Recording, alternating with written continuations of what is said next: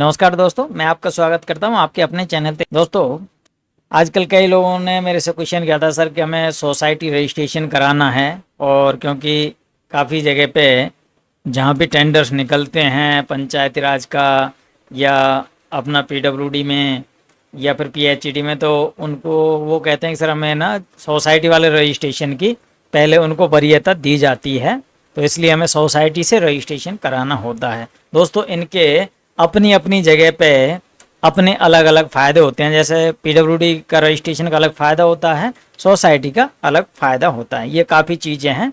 तो दोस्तों, मैं आज सिर्फ और सिर्फ आपको सोसाइटी रजिस्ट्रेशन की इन्फॉर्मेशन देना चाहता हूँ, और ये ध्यान रखने वाली बात है कि हमको किस तरीके से इसका सोसाइटी का रजिस्ट्रेशन कराएंगे, क्या डॉक्यूमेंट लगेंगे, ये सारी चीज़ें। दोस्तों, अब आते हैं हम ऑनलाइन सोसाइटी रजिस्ट्रेशन पे। भारत में सोसाइटी पंजीकरण अधिनियम द्वारा शासित और रख रखाव किया जाता है। क्षेत्रीय स्तर पर पंजीकरण होने के लिए सोसाइटी में न्यूनतम 7 सदस्य होना जरूरी है, यानी कि सात लोगों की कम से कम सोसाइटी बनती है अगर कोई एक राज्य में है तो। हालांकि यदि आप अपनी सोसाइटी को राष्ट्रीय स्तर पर पंजीकृत कराना चाहते हैं तो आपके पास भारत में 8 विभिन्न राज्यों से काम करने वाले कम से कम 8 प्रमोटरों सदस्य होने चाहिए, यानी कि 8 कैंडिडेट आपके पास होने चाहिए। इन 8 प्रमोटरों में से कोई भी प्रमोटर सोसाइटी के पंजीकरण के लिए अपने क्षेत्र के रजिस्ट्रार के पास आवेदन कर सकता है।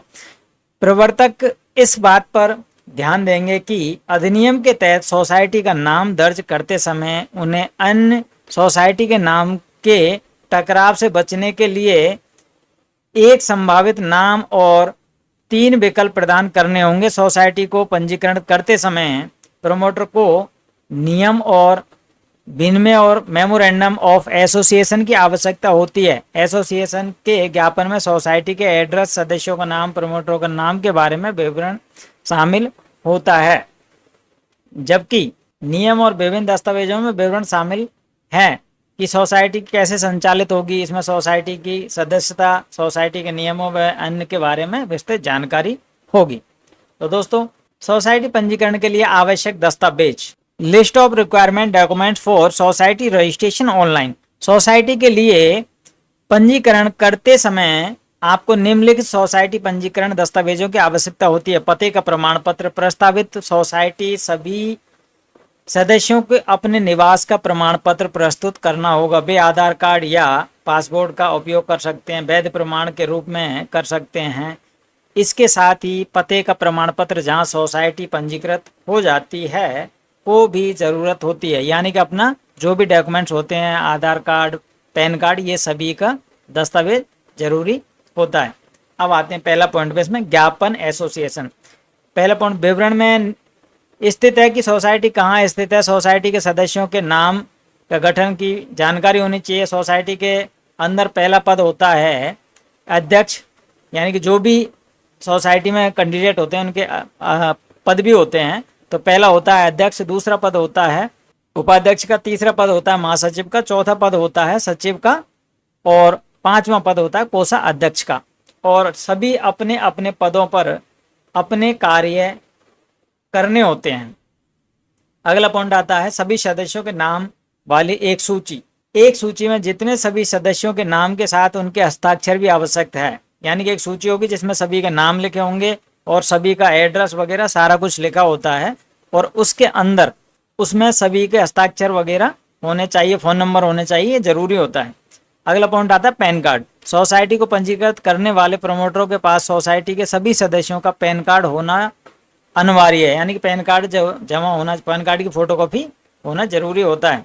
उसके बाद में आता है एसोसिएशन के लेख। सोसाइटी में एसोसिएशन के लेख में विस्तृत नियम, सोसाइटी के कार्यों के नियमों के बारे में जानकारी शामिल है। सदस्यता, बैठकों और अधिक के बारे में जानकारी वाले नियम भी वहाँ होंगे। एक बार सभी नियम तय कर लिए जाने के बाद उसी दस्तावेज को राष्ट्रपति द्वारा हस्ताक्षरित किया जाना चाहिए, यानी कि जो भी बैठकें हैं उसमें जो काम होगा वो सोसाइटी के बारे में, एक में नियमों के बारे में शामिल होता है। सदस्यों में जो बैठे होते हैं सभी सदस्यों को, उसके बारे में भी इनको बताना चाहिए, और क्या क्या इसमें हम काम करेंगे, ये सब नियम तय किए जाते हैं। अगला पॉइंट आता है 5वां, कवरिंग पत्र। एक कवरिंग पत्र जिसमें सोसाइटी के उद्देश्य और उद्देश्यों के बारे में जानकारी होती है, आवेदन के सामने संलग्न करना होता है। स्व घोषणा पत्र, यह सोसाइटी के अध्यक्ष द्वारा प्रस्तुत किया जाता है। उसे यह बताना होगा कि वह उक्त सोसाइटी के पंजीकृत करने के लिए तैयार और वह इस स्थिति को हासिल करने में सक्षम है। शपथ पत्र 1, जिसमें स्वामित्व है और समाज के लिए एक एनओसी होनी चाहिए। शपथ पत्र 2, जिन लोगों के एक दूसरे से संबंधित नहीं होने की सोसाइटी के नाम के बारे में जानकारी शामिल होती है। दोस्तों, इसके अंदर ये होता है कि एक परिवार के कोई भी कैंडिडेट नहीं होने चाहिए, सब अलग अलग परिवार से अलग अलग लोग होने चाहिए। एक यानी कि रिलेशन का कोई भी कैंडिडेट नहीं होता है। अगला पॉइंट आता है सोसाइटी पंजीकरण कैसे ऑनलाइन रजिस्ट्रेशन करें। दोस्तों, सोसाइटी रजिस्ट्रेशन ऑनलाइन करने के लिए न्यूनतम 7 सदस्यों द्वारा गठित सोसाइटी यह आवश्यक नहीं है कि सदस्य केवल भारतीय नागरिक हो।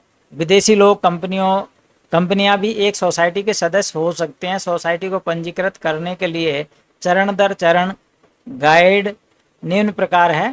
पहला होता है एक नाम चयन करें। सोसाइटी पंजीकरण के अधिनियम 1860 के प्रावधानों के अनुसार किसी सोसाइटी का मौजूदा या गठित सोसाइटी के समान नाम नहीं हो सकता है, इसलिए सोसाइटी के नाम में अद्वितीयता बनाए रखना आवश्यक है। इसके अलावा नाम ऐसी प्रकृति का ही नहीं होगा कि यह राज्य और केंद्र सरकार के खिलाफ किसी भी संरक्षण को प्रभावित करता हो। अगला पॉइंट आता है मेमोरेंडम ऑफ एसोसिएशन। अब सोसाइटी के नाम को अंतिम रूप देने के बाद में सोसाइटी के सदस्यों को एक मेमोरेंडम ऑफ एसोसिएशन डिजाइन करने की आवश्यकता है। इसमें सोसाइटी के नियमों और विनियमों के साथ साथ सोसाइटी के पते के बारे में भी जानकारी शामिल है। इस दस्तावेज पर सोसाइटी के प्रत्येक सदस्य, अधिवक्ता, चार्टर्ड अकाउंटेंट, नोटरी पब्लिक, राजपत्र अधिकारी, शपथ आयुक्त के हस्ताक्षर होने चाहिए। मेमोरेंडम ऑफ एसोसिएशन या एमओए में उनके नाम, पदनाम, हस्ताक्षर और पते के साथ में शोध के सदस्य के बारे में सभी विवरण होना चाहिए। पंजीकरण के लिए फाइल 11वां पॉइंट। अब सोसाइटी को कवरिंग लेटर को शीर्ष पर रख करके पंजीकरण के लिए फाइल करना होगा। इसके बाद में आवश्यक दस्तावेजों की एक प्रति रखें। आप रजिस्ट्रार ऑफ सोसाइटी कार्यालय में दस्तावेज के अनुक्रम पूछ सकते हैं। पंजीकृत करने की फीस, कृपया ध्यान दें कि आपके पास इन दस्तावेजों की 2 प्रतियां होनी चाहिए। इन सभी को लेकर के इसे रजिस्ट्रार ऑफिस सोसाइटी के कार्यालय में जाना होगा और रजिस्ट्रार एक प्रति अपने पास रखता है और दूसरे को अनुमोदन के लिए भेजता है। आपको अपनी सोसाइटी को पंजीकृत करने के लिए फीस भी जमा करनी होती है। ये फीस हर राज्य की अलग अलग होती है, इसलिए फीस इसमें मैंने नहीं बताई है। किसी में 1500, किसी में 2000, किसी में 5000, ये अलग अलग फीस हो सकती है। दस्तावेज सत्यापन 13 नंबर। एक बार जब आपके दस्तावेज सफलतापूर्वक सत्यापित हो जाते हैं तो रजिस्ट्रार सोसाइटी को एक निगमन प्रमाण पत्र प्रदान करता है और प्रमाण पत्र पर एक समाज पंजीकरण संख्या आवंटित करता है। दोस्तों, इस तरीके से आप ये चीज़ें ध्यान रख करके आप अपना सोसाइटी रजिस्ट्रेशन करा सकते हैं। दोस्तों, ये सारी चीज़ें मैंने ऑनलाइन खोज करके मैंने आपको ये चीज़ें सारी बताता हूँ, इसलिए और जानकारी के लिए आप अपनी ऑफिसों में जा कर के संपर्क कर सकते हैं।